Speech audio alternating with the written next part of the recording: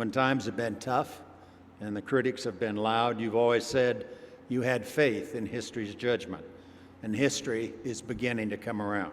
My, how things change. Dick Cheney has lost some weight, and that Bush legacy weighs a bit less as well. And that was the first public appearance of Bush and Cheney since they left office. Top Line begins right now.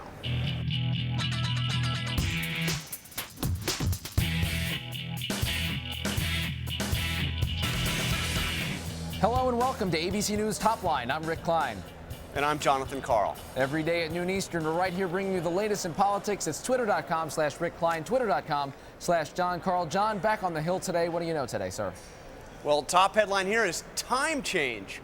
The much anticipated meeting at the White House between the new congressional leadership and the President of the United States was supposed to happen tomorrow. And Rick, there was talk of the meeting going on and into dinner and everything else.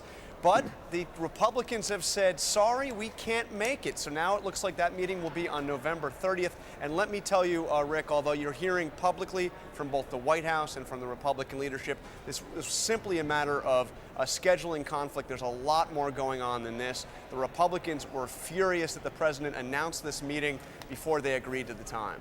That's right. And if you want to make a meeting happen with the president, you make time for that. You make sure you schedule around that. And clearly, there was some bruised egos here, and I think some lingering tensions between the White House and Congress that have to be worked out, and it manifested itself in this delay right here. Next up today, she's back, maybe.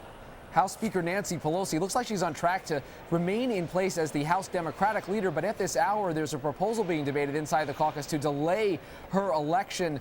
A lot of angst inside the party, although it hasn't emerged publicly as much about whether you should keep the same team at the top of the ticket when Democrats just suffer the kind of losses they did with Pelosi and her whole leadership team at the helm. Yeah, and Rick, that meeting actually is going on right behind me, behind closed doors over there. This motion to delay it, have the vote in December, that's obviously by Democrats that are a little uncomfortable with the idea of Pelosi coming back after such incredible losses. But there really ultimately is no drama. She will be back. She will be the minority leader. I think we can pretty much count on that, just like you were counting on some of those election predictions. Next up, 61, and the asterisk is an homage to the great Roger Maris, of course. But 61 is the number of the day, not only because today is John Boehner's 61st birthday, but the Republicans have picked up another House seat, another one that was still going through the recount phase out in Illinois. Republicans now will be sending Joe Walsh to Congress. He has beaten Melissa Bean. That is the 61st net gain for the Republicans. Yet another one, Rick. That's right, and the final number is likely to be at least 63. It could be higher than that. There are a couple of recounts still out there. Yeah. All of those are larger numbers than most people predicted, even a couple of days before the election. And finally today, Palin's plan. Sarah Palin sat down with Robert Draper of the New York Times Magazine and had some interesting things to say about her decision-making process. She says that she is considering a presidential bid and, quote, I know that a hurdle that I would have to cross that some other potential candidates wouldn't have to cross right out of the chute is proving my record. I'm not avoiding anything or anybody. I think, John Karl, that she just accepted our invitation to Top Line. It really does. And so, Rick, as soon as we're done here, will you please get her on the phone and let's get her. I mean, next week's fine. We're wide open. You got it. But you know, really a pretty remarkable story there in the New York Times. Palin, certainly Robert Draper, the author of the story, came away thinking that she is running. She certainly sounded like somebody that is gearing up for a run for president. So we'll see where that goes. If she does run, Rick, we may have to do a Palin top line that is not number 4. Oh, no. I can't wait.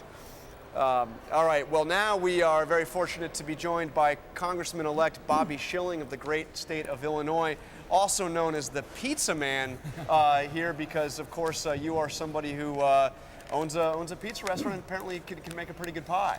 That's we seem to think so. And now you're bringing your small business experience here to Congress. I do want to ask you about your plans here, but before, just picking up on what Rick just talked about. Sarah Palin looking increasingly like she is a presidential candidate. I'm always curious what kind of rank and file Republicans think about that. So out of the box here, what do you think, Sarah Palin? It's the American way. That's the thing. Everyone has an opportunity to step forward. I think she's got a tough hill to hoe, but I'm a pizza guy, small business owner that stepped in and people didn't give me a shot. So. But what do you think of Palin? I mean, do you think that she's presidential material? She's somebody you could see yourself supporting? You know, I don't know if Sarah's presidential material. I think that, you know, when she got brought on as a vice president pick, everybody, you know, the McCain was basically falling over, and she came in and livened up the party. I don't know if she's presidential material or not. Mr. Schilling, I want to ask you from the perspective of small business. You come at this as kind of the classic tale. You get angry at Washington, you decide to run for Congress. What specifically does Congress need to be doing to help businesses actually grow jobs? Is tax cuts enough, or does it need to be more than that?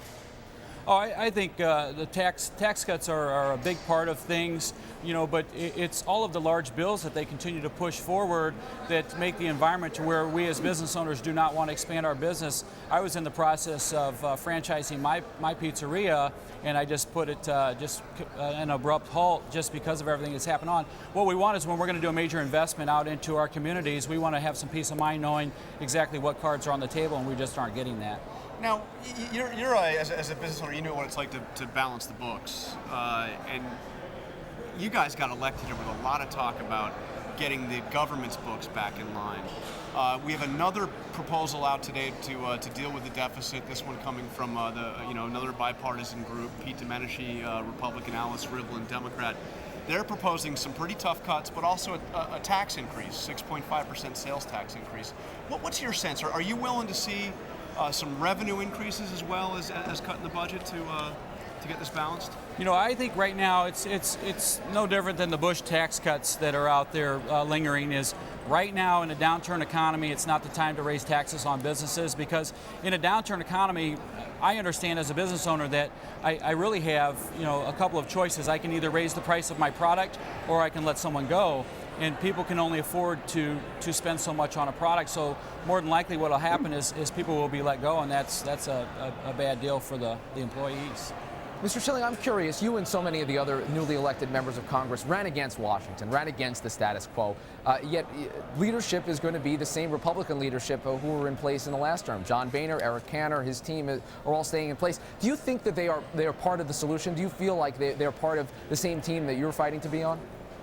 Yeah, I think that coming in with basically 1/3 of the folks there, new folks coming in, I think we definitely have a voice. We've had some meetings, and they are listening to us. So I think Boehner's been very clear. You know, this is going to be a totally different leadership than what we've seen in the past. And you know, we've seen the failures of 1994, and we can't allow that to happen. So there's a lot of things that are going to be totally different this time around. And we've got to show, you know, there's a mandate from the American people. We want solid change. We don't want the rhetoric.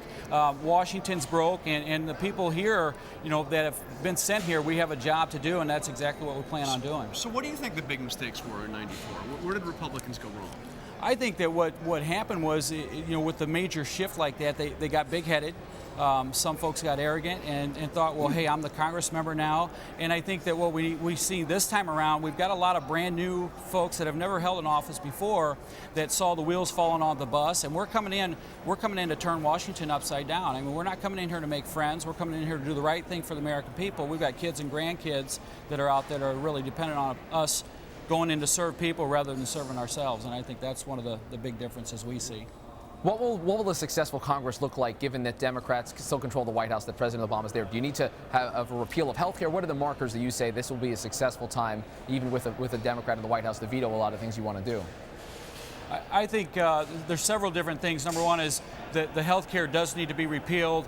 Can it be fully repealed? Well, you know, we don't have the majorities there, but you know what every American out there believes is that we need reform, but this was more of a large tax bill with a few pieces of good reform in it.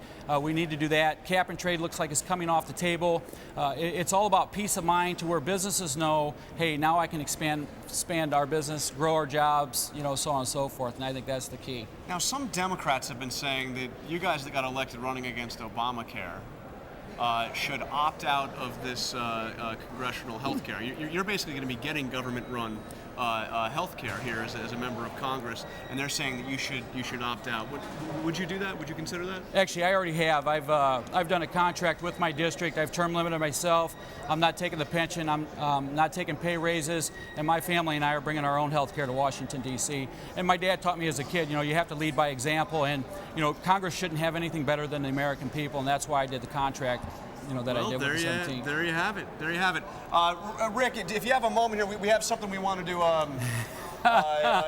to show the congressman-elect. We do pizza here on Capitol Hill as well, and We the Pizza is one of our favorites, and we'd like to offer you a slice. And this is a Chef Spike over at We the Pizza. That looks pretty good. Really, but we really would like you to take a piece and tell us what you think. Sure. I don't know. This is not Chicago style. Yeah, just kind of dig in whatever anywhere you want. Yeah, go ahead. There you go. All right, we got it. We've got the taste test going. All right, well done. What do you think? Quick judgment? Very good. Chef Thumbs up Spike from gets a thumbs Congressman up from like the Bobby pizza Schilling. man. Really appreciate it. Thank you so much. And Rick, if you were here, we'd give you a slice too. Oh, I'm gonna cash in on that. Don't worry. Thanks a lot, Congressman-elect Bobby Schilling.